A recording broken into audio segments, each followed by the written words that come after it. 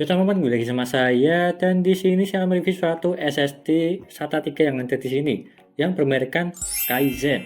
Kalau Kaizennya tersebut ini dia tuh hampir sama seperti yang Imperion kalau nggak salah, kalau nggak satu perusahaan sih. Karena di beberapa produknya dia tuh ada tulisan Imperion di bagian pojok sini lah. Tapi ada yang tidak. Kalau yang ini ngepasti tidak ada. Tapi aku juga kurang tahu sih sama atau tidak atau satu perusahaan atau tidak. Karena di websitenya dia itu juga berbeda, Imperion dan juga Kaizen. Tetapi di sini saya tuh akan mereview yang ini aja, yang paling rame lah dan juga harganya termurah. Untuk kalangan SSD SATA 3, NVMe maupun yang M.2 biasa. Untuk yang ini ada banyak tipe sih.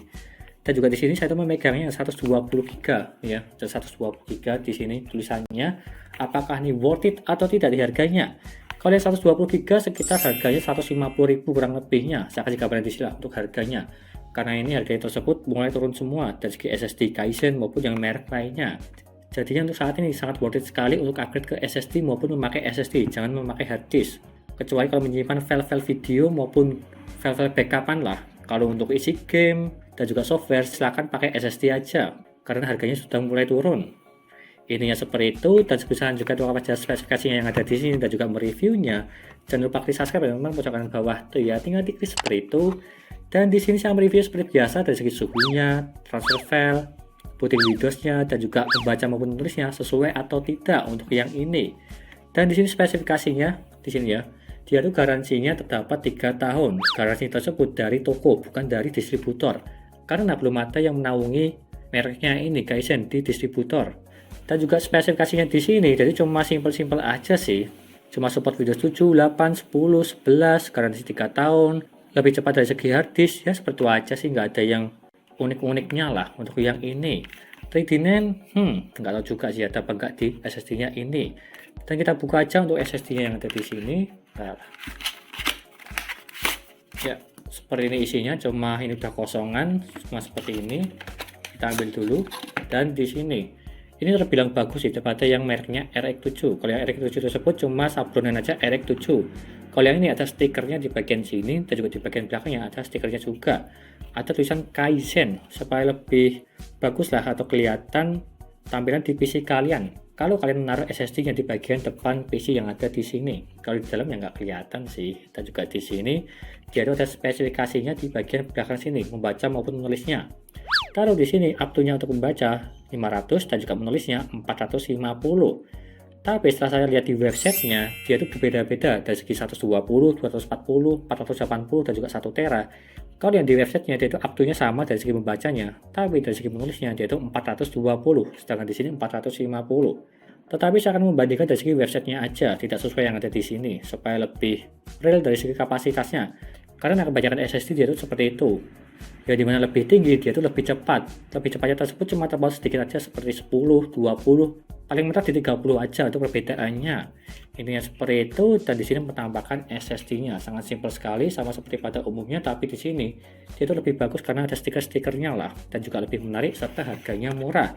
Seperti itu aja penjelasannya, kita lanjutkan saja untuk mereview SSD-nya ini. SSD SATA 3 Kaizen, apakah worth it atau tidak di harga paling murah untuk saat ini? Yo. Lalu yang pertama dari segi booting Windows-nya, yang dimana saya menggunakan SSD Kaizen, dan kita tunggu aja seberapa cepat dia untuk booting Windows-nya.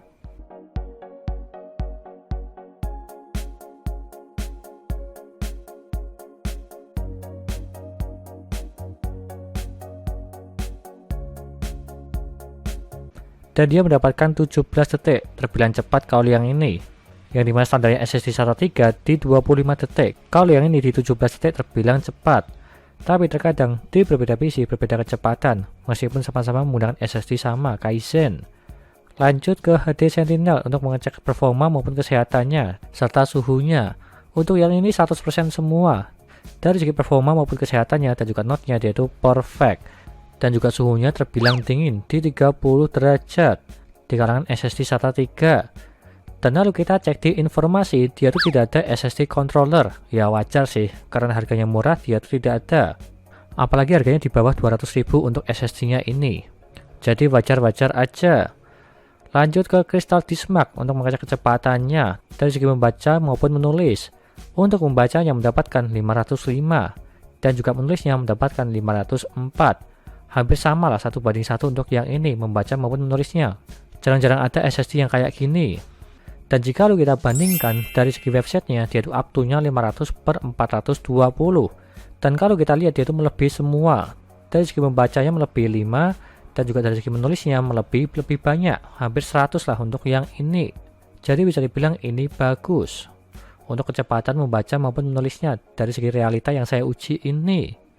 Lanjut yang terakhir dari segi transfer file, yang dimana saya menggunakan 2 SSD. Yang pertama SSD Kaizen, yang kedua Kingston NVMe untuk pengujiannya supaya tidak bottleneck lah. Untuk filenya tersebut 61 GB. Yang pertama Kingston NVMe ke SSD Kaizen.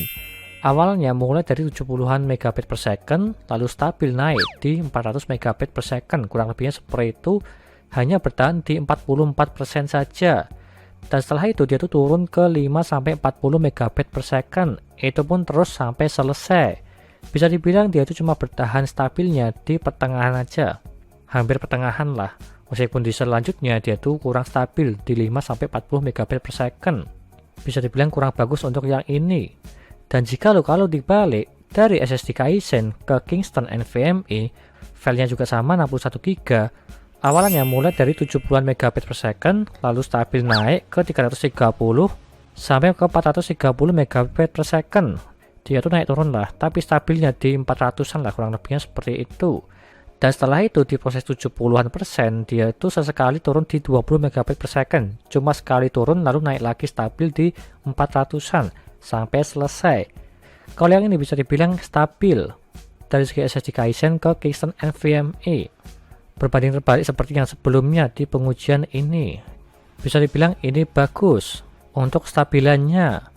Lanjut ke kesimpulannya untuk yang ini, dengan harga 150 ribuan rekomen atau tidak? Kalau menurutku pribadi ini terbilang rekomen lah. Yang dimana yang pertama dari segi booting Windows yang cepat, suhunya dingin, dan juga kecepatan membaca maupun menulisnya dia itu stabil bagus. Hampir 1:1, cuma tepat 1 megabit per second. Tetapi di berbeda SSD, terkadang berbeda kecepatannya meskipun sama-sama menggunakan SSD Kaizen. Seperti yang saya uji ini dengan yang kalian uji. Serta transfer filenya dia itu bisa dibilang 50-50 lah.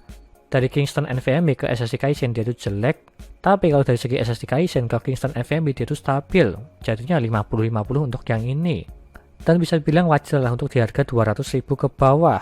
Serta kekurangannya kalau menurutku dari segi garansinya aja, dia tuh garansi toko bukan distributor, jadinya ada yang ribet ada yang enggak, beda-beda tiap toko.